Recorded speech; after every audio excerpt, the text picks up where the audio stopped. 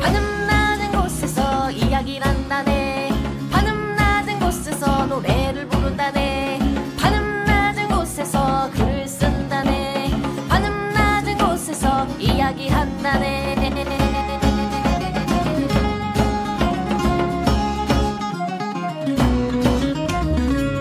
천호돌파 에이플의 제314화 어제 뭐 봤어 24번째 편 시작하겠습니다. 자, 저는 대중문화 칼럼니스트 강상준이고요. 정과장입니다. 전대입니다. 자, 셋이서 어제 뭐 봤는지 한번 안 뜯어요? 얘기해볼게요. 아 맞다, 뜯어봐야지 이거. 뭘 뜯어 자꾸.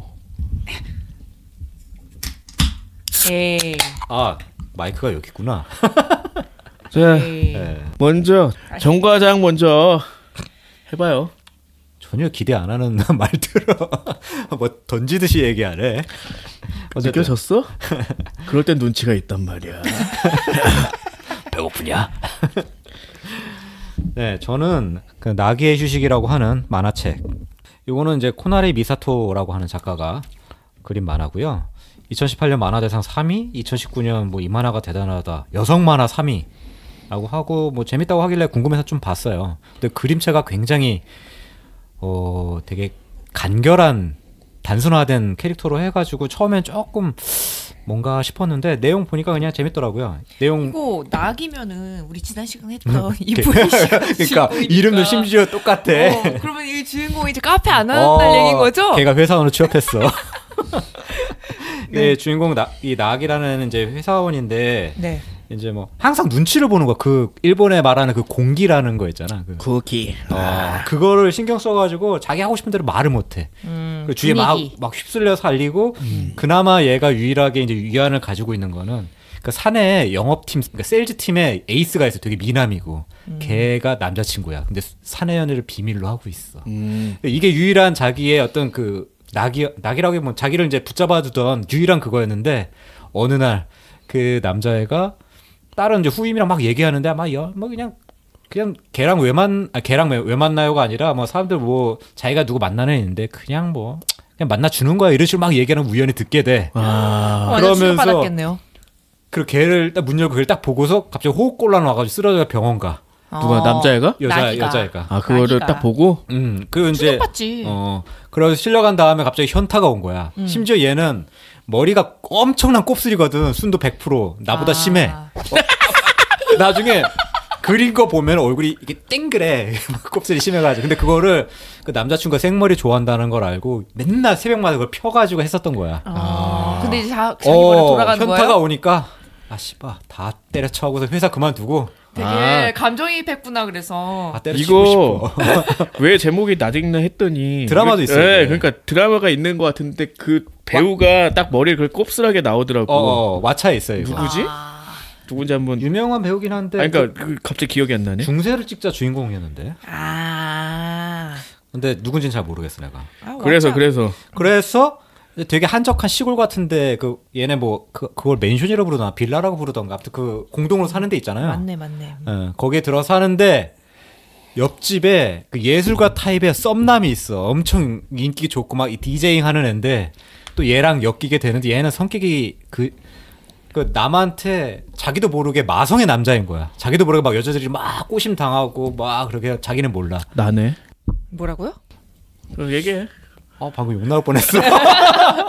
뭐 그런 식으로 있고 그리고 중간에 이제 나중에는 이제 전 남친이 또 얘를 못 잊어서 이쪽 막 찾아오고 해서 얘 두 남자 사이에서 갈팡질팡하는 그런 에피소드인데 이제 중간에 이제 뭐 바에서도 일하기도 하고 옆집에 있는 부부랑 친해지기도 하고 하는데 또 만난 애들도 이상한 애도 있고 막 되게 친한 절친도 생기는 얘는 다단계하는 친구고 그래서 얘가 결국에는 마음의 안식을 향해 간다 그런 만화라고 보면 되는데 아직은 6권인가 7권까지 나왔고 완결은 안 됐어요 아직. 그래요?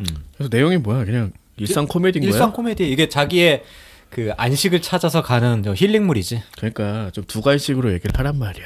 안 돼, 사람이. 안 돼. 나는 그렇게 안 돼. 곱슬아. 뭔 얘기가 했는데 자꾸 중간에 뭘 찾아가. 감정이입했어 난 지금. 힐링물인 줄 알았는데 그냥 코미디물인 거죠? 그렇지. 힐링 코미디물이지. 처음에 까였을 때만 해도 되게 신났는데 그 다음부터는 약간 흐지부지구만. 아무튼 뭐 그런 얘기였다는 거죠. 네. 좀 이어서 얘기할게요. 다 보지는 못해서 말하기 좀 쑥스럽긴 하지만 뭔데? 보이는 여고생이라고 애니메이션이 왓챠에 그 10위 안에 계속 들어있더라고. 내용을 읽어보면 시놉시스가 이 고등학생 여자애가 주인공인데 어느 순간 뭔가 이상하게 보이기 시작해. 그 이상한 거라는 거는 약간 귀신, 유령 뭐 이런 종류의 것들이야. 어떤 현실 세계에 영향을 끼치는지 안 끼치는지 애매하지만 누가 봐도 흉측하고 상대하면 안 될 것 같고 그런 식으로 묘사가 돼요. 거의 이토준지 이상으로 정말 인간이 아닌 듯한 그런 형상으로 묘사가 엄청나게 돼. 그리고 굉장히 흉측하고 막 봐도 되게 그러니까 쉽게 말할게. 아랑은 못 봐. 별로 안 무서운가 보다. 자, 근데 중요한 이 만화는 이제 어쨌든 호러의 중심이 맞춰져 있지만 전반적으로 코미디 느낌이 되게 강하거든요. 근데 이렇게 끔찍한 존재들을 볼 수 있게 된 다음부터 얘가 어떻게 행동을 하느냐 거의 그거에 초점이 맞춰져 있어요. 그거에 초점이 맞춰져 있기 때문에 중요한 거 이거야. 얘가 지나가다 정말 저건 말도 안 되는 게 다가와. 괴물이야. 너무 크고 뭐 이런 것도 가끔 나오거든요. 그런데 제일 무서운 게 뭘까? 보통의 만화라면 얘네를 터치하거나 뭐 재령하거나 뭐 이런 이야기였겠지. 네. 근데 얘는 딱 다가오면은 이제 그걸 무시하는 거지. 왠지 알아요? 그런 존재가 나한테 와서 이러면은 제일 무서울 것 같아. 야, 너 나 보이는구나. 그치. 그게 제일 무섭잖아. 근데 거의 모든 존재들이 얘가 뭔가 보는 것 같다는 느낌을 받는 것 같아. 그래서 항상 와서 얘가 보나 안 보나를 확인을 하는데 얘는 너무 무서운데도 다른 행동을 하는 거야. 안 보이는 것처럼. 근데 그게 티 나잖아요. 티가 나는데 이제 어떻게 그 순간을 넘기는 그런 얘기들로 다 가득 채워져 있어요. 그래서 얘랑 절친이 하나 있는데 얘는 뭔가 되게 강한 기운을 가지고 있다라고 생각을 했는데 어떻게 보면 얘가 자꾸 끌어들이는 것 같다는 느낌도 있는 거지. 그리고 너무 많이 보이는 거야. 그러니까 공포 영화의 법칙에서 사실은 안 나와야 될 구석까지 얘는 다 보이는 거지. 아, 잘라고 누웠는데 이불 속에서 뭐가 꼼지락거려. 주원이야? 보면은 있고. 막 어제 TV에서 봤는데 사물함 안에 뭐 사람 머리가 들어있더래 라고 해가지고 이제 친구가 저기 위에 있는 핸드폰 좀 꺼내달라 키가 작아서 근데 하필이면 거기 머리가 이렇게 놓여서 보고 있는 거야. 그런데 그걸 가서 꺼내지 않으면 너무 이상하잖아. 그리고 그 존재들이랑 몸에 부딪히면 이상한 일이 생길 것 같은데 무시해야 되기 때문에 굉장히 안 좋은 기분을 느끼면서 막 부딪히기도 하고. 야, 이거 뭐야 그 장르가 도대체. 그러니까 이게 되게 호러 코미디라는 게 분명히 있잖아요. 왜 웃기면서도 약간 무서운 걸 되게 자극하는 거 거기에 되게 가깝고 심지어 이제 중간에 친구가 되는 애는 약간 어설프게 보이는 애가 있어. 근데 자기가 되게 어설픈 게 뭐예요? 그러니까 희미하게 보여. 그리고 너무 강력한 건 얘는 안 보여. 그러니까 오히려 강력한 게 안 보여? 강력한 게 안 보여. 그래서 너무 말도 안 되는 게 있어서 그 주인공 같은 거는 얼어붙어 있는데 무슨 뭐 드럼통에 뭐 팔이 막 나오고 이런 말도 안 되는 기괴한 형상인데 막상 그 자기가 영능력을 가지고 있다고 막 얘기하는 그 친구는 그게 안 보이는 거야. 근데 어쨌든 얘를 구해줘야 될 것 같고 뭐 그런 상황들도 나오고 제목이 이제 보이는 여고생인데 원제는 미에루코 짱이에요.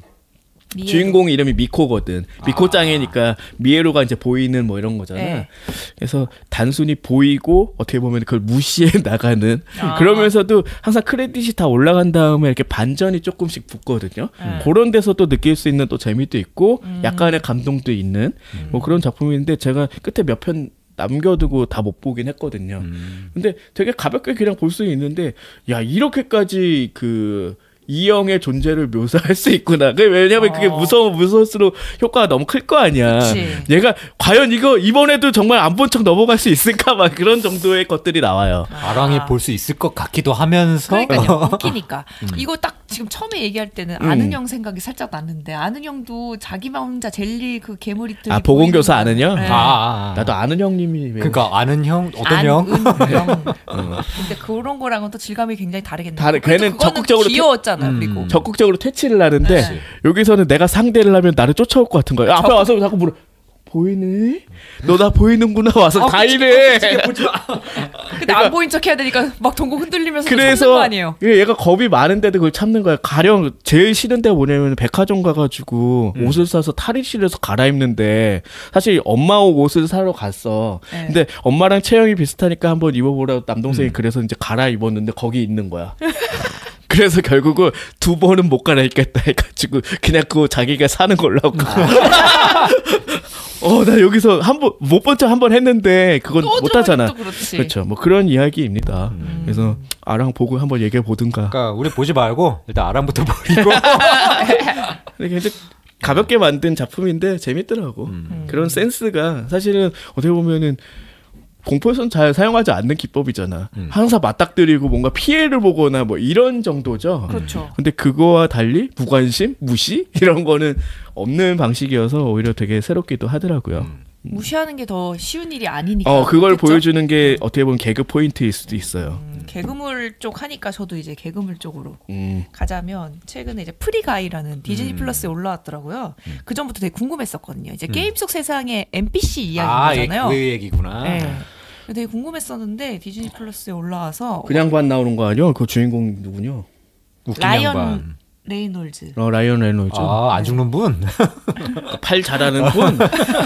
여기서도 안 죽지. 메타 개그 안 하나 거기서도? 이게 NPC니까 이제 정해진 루트대로 항상 행동을 하잖아요. 그래서 이제 그 주인공이 NPC야? 네, NPC예요. 걔 이름 가이지? 이름도 가이고 은행원이에요. 거기서 그냥 맨날 오는 사람한테 즐거운 하루 되지 마시고 뭐 최고의 하루가 되세요. 이 대사를 읊는.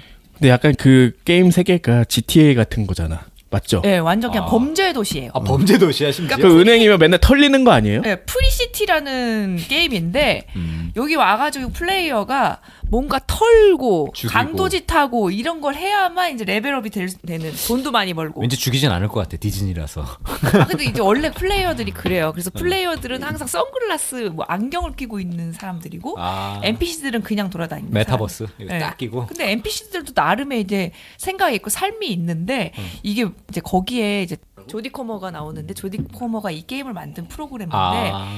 원래는 지금 쓰나미라는 어떤 회사에 이게 되게 잘 나가는 게임인데 얘네 코드를 뺏어가지고 만들었다. 그래? 그래서 얘가 이제 증거를 찾기 위해서 그 게임 속에 침투한 거거든요. 왜냐면 얘는 이제 거기서 인공지능 AI 기반으로의 뭔가 NPC들이 그냥 생활하는 모습을 보여주고 싶었던 거예요. 사고를 할 수 있게끔? 네, 그런 NPC들이. 그래서 거기 그 조디 커머가 만들고 싶었던 세상은 뭐 유니콘 돌아다니고 막 되게 자연 속에 그냥 되게 행복하게 사는 NPC들의 그냥 세상을 만들고 싶었는데 이걸 이제 그 GTA 같은 식으로 만들어 놓으니까 빡쳤구나. 네, 그렇죠. 그래서 결국 이제 그 주인공인 가이가 인공지능이니까 점점 업그레이드 돼가지고 여기 안에서 그 변화를 해서 이 세상을 이제 슈퍼히어로가 되나? 아니면 그냥 히어로? 히어로가 되는 거죠. 그래서 사람들이 막 유튜버들이 저 블루 셔츠 가이 누군지 되게 궁금하다고 이제 플레이어인지 안 거예요. 너무 잘하니까. 왜냐면 사람을 죽이지 않고 강도짓을 안 하는데 레벨업을 너무 빨리 하니까. 레벨업. 그래서 결국 조디 커머가 여기 안에서 이제 자기 코드를 발견하고 뭐 해피엔딩으로 가는 그런 얘기예요. 둘이 사겨요? 게임 안에서 사귀어요. 진짜? 그냥 막 던진 건데. 모르고 사귄 거죠. 뭐야 이거? 최근에 뭐 그런 작품도 되게 많으니까 예전에 한번 소개했던 것 같기도 한데 제목이 뭐였더라? 그 일본 애니메이션이었는데 게임 속 안으로 들어갔는데 거기 NPC들이 다 어떻게 보면 자아를 갖게 되고 네. 뭐 그런 2기까지 나왔는데 제목이 생각이 안 나네. 소아? 소드 아트 온라인 말고. 그 제목이 사실 이거 그 전에도 보면은 주먹왕 랄프 같은 게 딱 그런 그치. 느낌이잖아요. 요즘에 이제 그런 방식의 이야기들이 되게 많아져서 네. 사실 기대는 안 됐어. 그리고 뭐 출비 뭐 이런 데서 너무 자세히 보여주는 거야. 일단 맞아요. 가이가 곡을 뭐 주워가지고 이런 세계에 있었네 이제 인지를 하게 되는 거잖아요. 네. 뭐 그런 것도 알게 되고 마지막에 힘을 합쳐가지고 뭐 이렇게 싸우고 이런 것까지 다 보여주더라고. 그리고 영화의 평이 별로 좋지 않았기 때문에 근데 너무 많이 밀리는 걸 보고 이건 별론가 보다 이런 생각도 하게 됐지. 그게 딱 디즈니 플러스에 12세로 나왔기 때문에 그런 느낌으로 12세 사람 안 죽는구나 역시.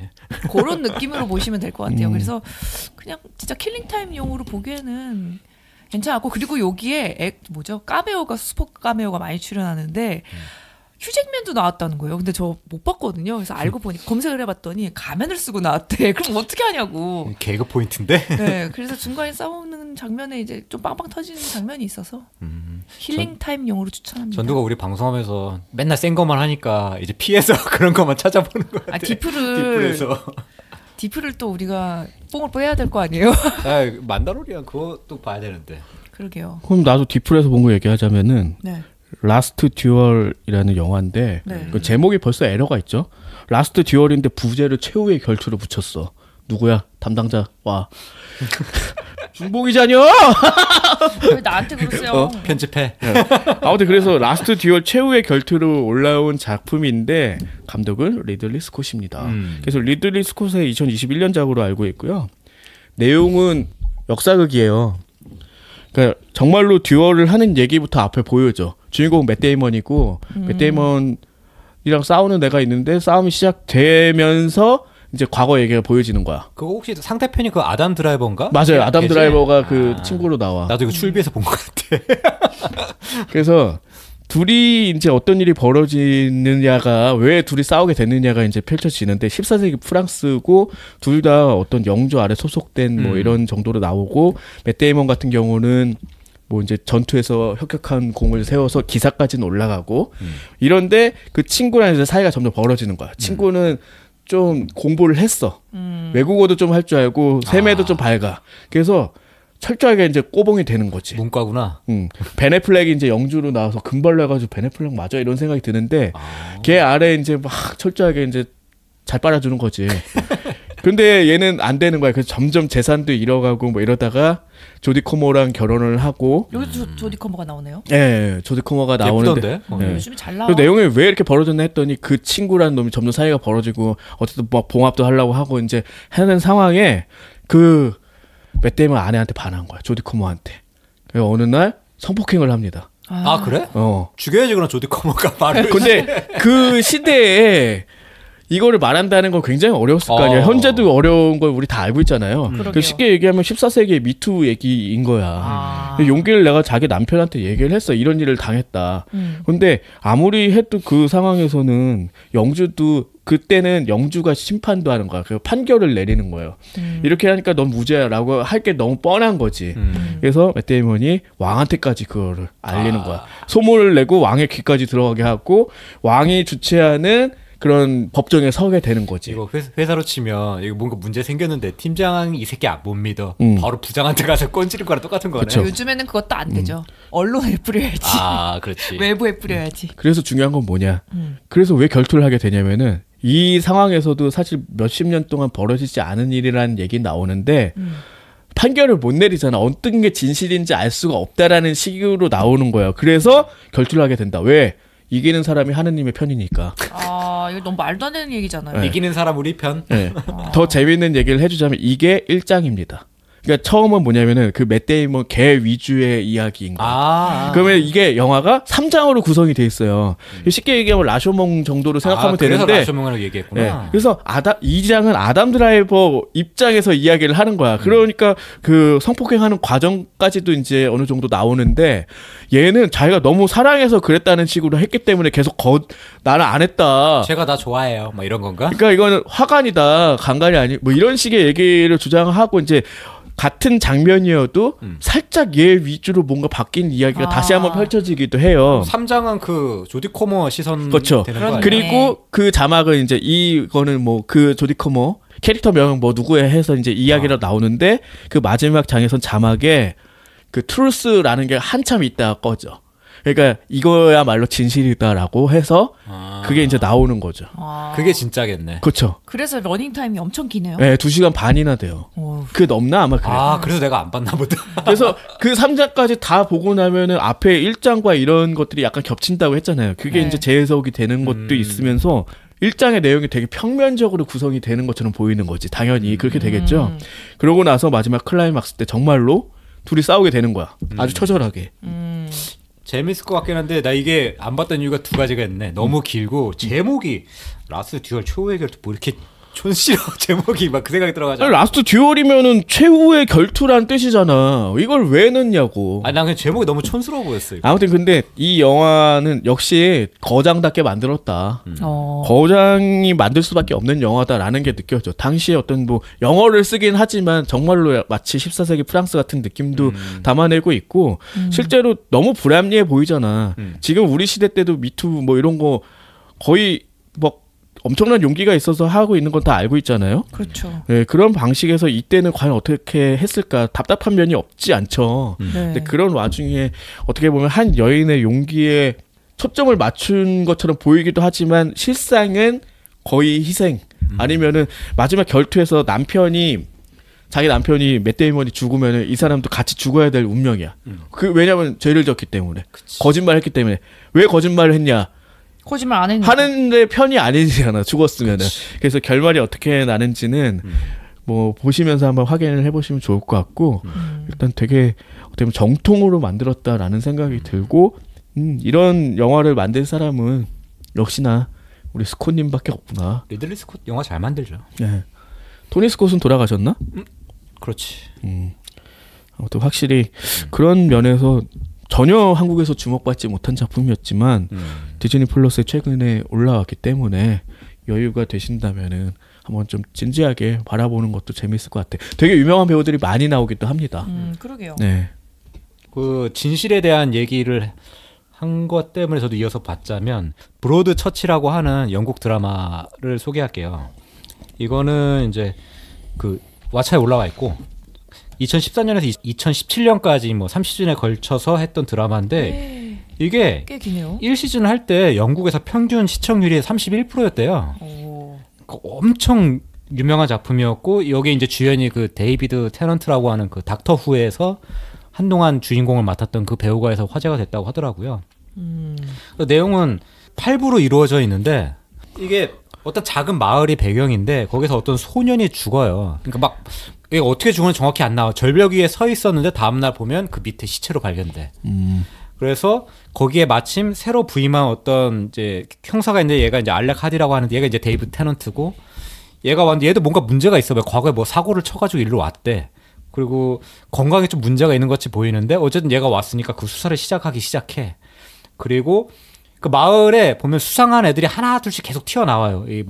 이 마지막에 얘랑 다퉜던 애, 그리고 얘를 끊임없이 쳐다봤던 애, 얘를 되게 쓰다듬었던 어떤 할아버지, 뭐 이런 식으로 해가지고 나오는데 보면은 되게 범인처럼 나오는데 애간장만 태우고 사실은 뭐 아닌 듯한 그럼 나와서 그게 8부까지 쭉 이어오는데 7화까지 갈 때도 누가 범인이 정확히 알 수가 없는 그런 미스터리를 계속 남기거든요. 트윈픽스 비슷하네요. 네. 근데 이게 또 중요한 게 그 범죄 행위라든지 뭐 그런 거에 묘사를 집중하기보다는 소년이 죽어가지고 남은 가족들이 되게 괴로워하는 장면들이라든지 이런 거 되게 섬세하게 잘 묘사를 해가지고 그런 장면들 때문에 되게 좀 인상 깊었던 것 같아요. 그래서 거기에서 쭉 나와서 중간에 보면은 그 어떤 할아버지가 이제 소년단을 하면서 이 소년이 올 때마다 되게 친절하게 대해주고 막 되게 막 어루만지고 막 안아주고 막 이런 장면들이 나오거든. 그래서 얘가 아무리 봐도 소아 성애자인가 보다 싶어서 굉장히 의심을 많이 하게 만들거든. 근데 아닌 거죠. 그치. 왜냐하면 얘가 보면 나중에 쭉 파다 보면은 과거에 자기가 사건이 있었지만 자기는 그 아내랑 아들을 일찌감치 잃었고 그렇기 때문에 그 소년들을 되게 좋아했고 그래서 좀 더 호감을 보였던 거였는데 그거를 이제 마을 사람들 오해하고 얘를 배척하고 막 거의 죽일 듯이 막 증오하는 그런 장면들 나오고 해가지고 보면 진실은 과연 무엇인지에 대해서 계속 되뇌이게 하는 그런 드라마라고 보면 될 것 같아요. 그러면 시즌 1에서 한 사건이 해결되고 시즌 2, 3는 다른 사건으로 나와요? 완전 분위기가 바뀐데 1시즌은 이런 되게 감성적인 스타일로 간다고 하면 2시즌은 갑자기 법정극이 된대. 아직 그럼 1시즌만 보신 거예요? 그렇죠. 2시즌은 그 아마 이 데이브 테넌트 과거에 무슨 사건이 있었다고 하잖아요. 그 관련된 이야기가 되는 것 같더라고요. 3시즌은 잘 모르겠어요. 그거는 거기까지는 내가. 근데 1시즌만 봐도 충분할 것 같아요. 되게 잘 만들었더라고요.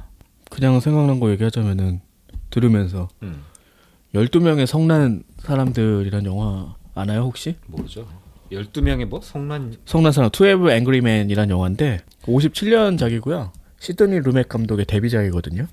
이 내용은 뭐냐면은 12명이 배심원으로 들어가는 이런 사건이 있는데 어떤 소년이 자기 아버지를 죽였다라고 해서 이제 기소가 됐고 이 사람들은 이제 유죄 무죄 판결만 내리면은 끝나는 이런 건데 그래서 배경은 그 배심원실 안에서 이루어진 얘기가 전부예요. 12명이 앉아서. 영화죠? 네, 시드니 루멧 몰라요? 그때 당시였으면 전부 다 백인 남자였다면서요. 네, 그래서 시대상이 나오는 게 그 12명이 전부 다 백인 남자야. 근데 거기에 대한 어떤 다른 건 없는데 그래서 이 사람들이 전부 다 만장일치로 결론을 내리지 못하면 여기서 나갈 수가 없는 거야. 그래서 거기서 토론을 하면서 이끌어내는 그 얘기 가지고 영화가 다 진행이 돼요.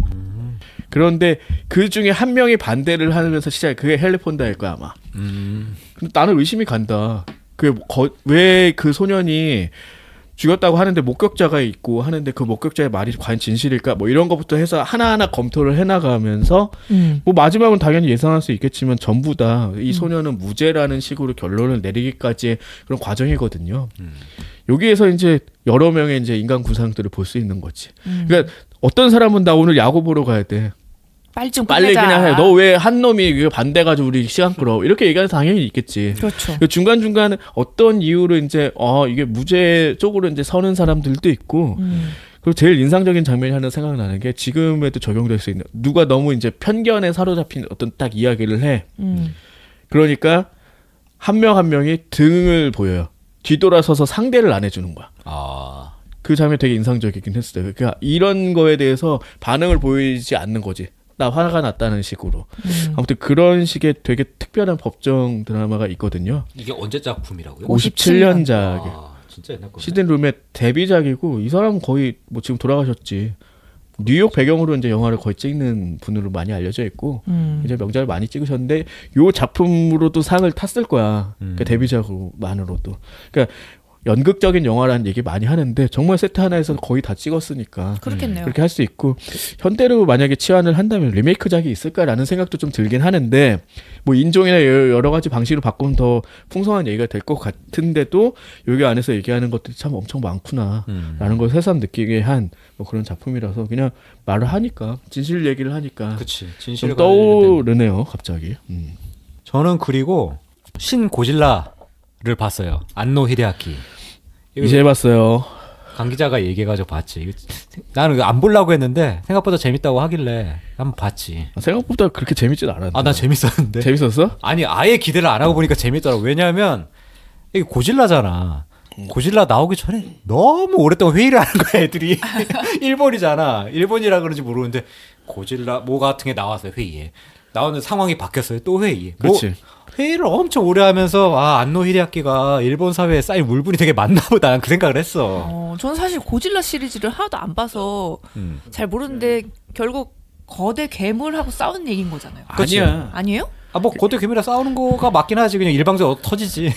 그러니까 그게 오해하는 사람 되게 많은데 고지라 시리즈의 핵심은 뭐냐면은 나와서 파괴를 하고 몰아내는 내용이 아니라 고지라가 스스로 사라지던가 그냥 어떻게 보면 인간들을 심판하는 얘기야 원래는. 그래요? 네, 그걸 대적하는 건 이제 나중에 나오고 울트라맨 같은 건 없습니다. 그렇지 원래 나중에 이제 뭐 메카고지라 뭐 이런 거 나오기도 했지만 킹콩이랑 싸우지 않아요? 나중에? 그러니까 그게 헐리우드 아니야 그건? 아니 과거에 일본 영화에도 그 시도가 있긴 했어요. 그런가? 그리고 이제 최근에는 그 몬스터버스라고 해가지고 그 세계관이 형성이 되긴 했잖아. 막 킹기도라 나오고 장난 아니죠 이제. 근데 그런 게 있긴 하지만 어쨌든 뭐냐면은 중요한 포인트는 고지라는 그냥 재난인 거야. 그렇지. 근데 어떤 재난이냐? 인간이 만들어낸 재난이다. 왜냐면 거의 설정이 핵폭탄 실험하다가 그 잠자고 있던 애들 깨우면서 시작이 되는 얘기가 대부분이거든요. 여기서도 얘가 그래요? 움직이는 이유는 방사성을 먹으려고 움직이는 거였어. 그러니까 그런 방식으로 그 헐리우드 영화도 비슷한 방식 끝나요. 다 파괴하는 거 그게 어쨌든 핵심이긴 하지만 얘가 뭐 지구의 편이라고 봐야 되나? 어떻게 보면 자연의 균형을 맞추는 존재에 가깝기 때문에 인간이 잘못을 하고 있다. 탐스네? 이런 식으로 이제 심판을 내리고 스스로 사라지는 그런 결론들이 되게 많거든요. 김봉석 작가의 제이시네마 던전에 보면 이거는 신의 재해다 뭐 이런 식으로 표현했던 것도 있었던 것 같아요. 그리고 과거 나왔던 헐리우드에서 만들었던 그 몬스터버스 계열 중 고질라 같은 까찔라 찍으거는 그것도 보면은 다른 그래서 괴수가 나타나 고질라가 싸워서 이제 걔를 처치하고 뭐 이런 방식들도 되게 많다니까. 그럴 땐 또 도와줘. 자기가 그치. 내가 다 찢어 죽일 거야. 그러니까 넌 사라져. 선악 구분이 없는 거지.